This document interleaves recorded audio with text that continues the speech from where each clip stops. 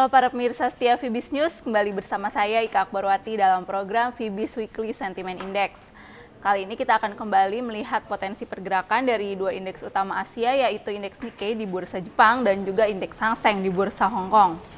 Pada perdagangan pagi tadi, kedua indeks berjangka tampak mengalami pergerakan yang cenderung fluktuatif, didorong oleh adanya beberapa faktor fundamental yang tampaknya masih saling tarik-menarik. Ada beberapa fundamental positif yang tampaknya mampu menjadi pendorong menguat pada perdagangan pekan ini.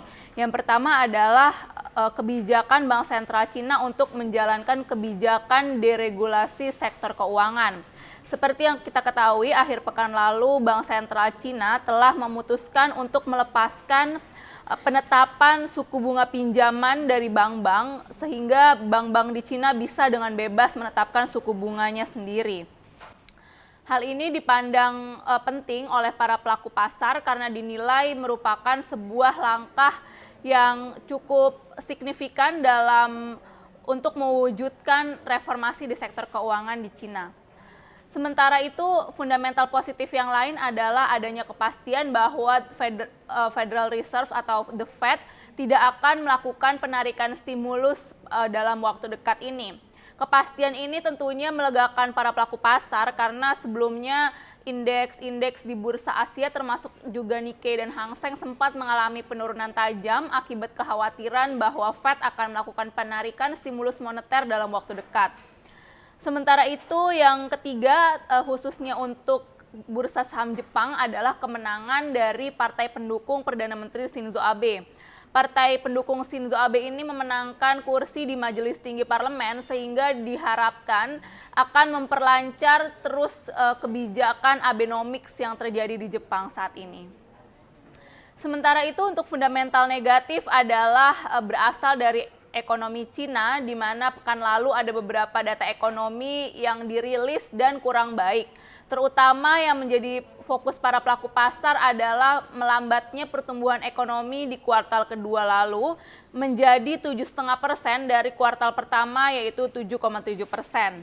Selanjutnya untuk indeks Nikkei sendiri saat ini kita lihat berada di dalam pola pergerakan yang menguat dengan solid setelah sempat anjlok pada pertengahan bulan Juni yang lalu.